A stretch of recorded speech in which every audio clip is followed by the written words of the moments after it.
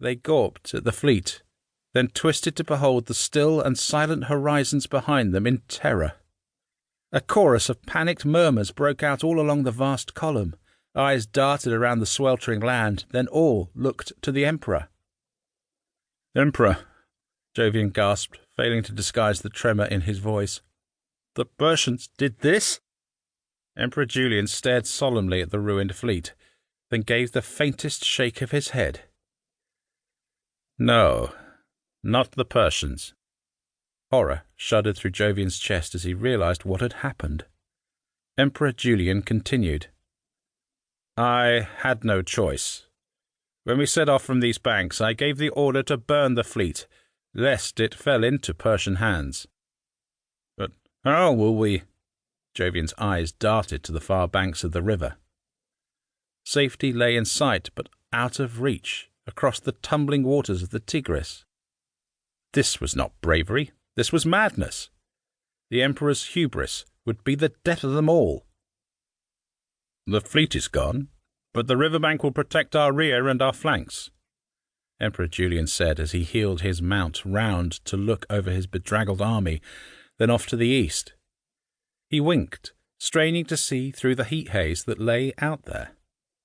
Suddenly, he sat up straighter in the saddle, a confident rictus spreading across his face. "Yes, it seems that either death or glory will grace us today." Jovian's flesh crept as he turned to follow the Emperor's gaze. The eastern horizon offered nothing but a blur where golden dust met azure sky.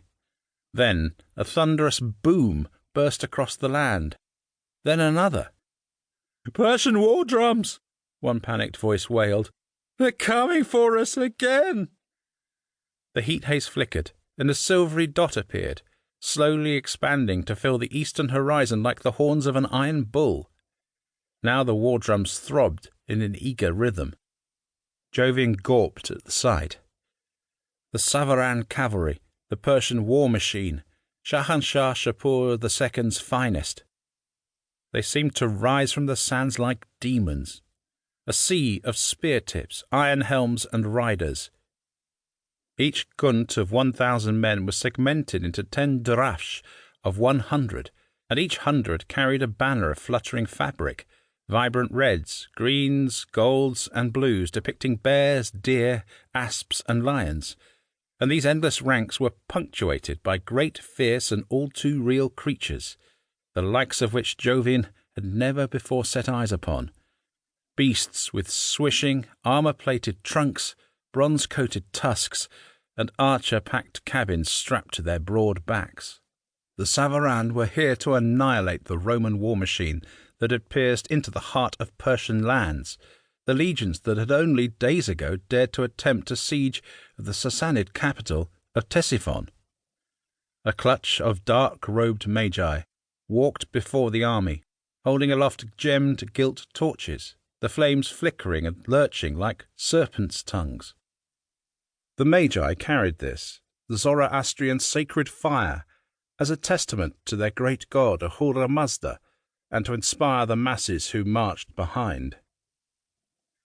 Jovian felt his throat clenching, and the familiar trembling in his limbs.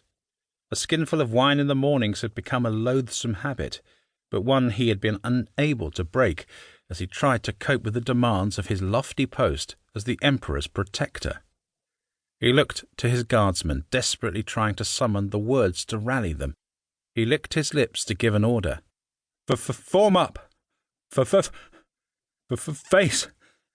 The staccato uttering died in his throat, and drew only confused frowns from his men. Self-loathing now strangled his heart. But his shame was short-lived, as once more Emperor Julian led the way. "Form up! Face your enemy!" Julian cried, kicking his white stallion until the beast reared up and whinnied. Bucchini were raised to lips, the horns wailing across the ranks as standards waved frantically. Like a silver asp, the staggered mass of the Roman retreat came together and turned to form a broad and deep line facing east. They presented a wall of battered shields and a nest of spears. On each flank, an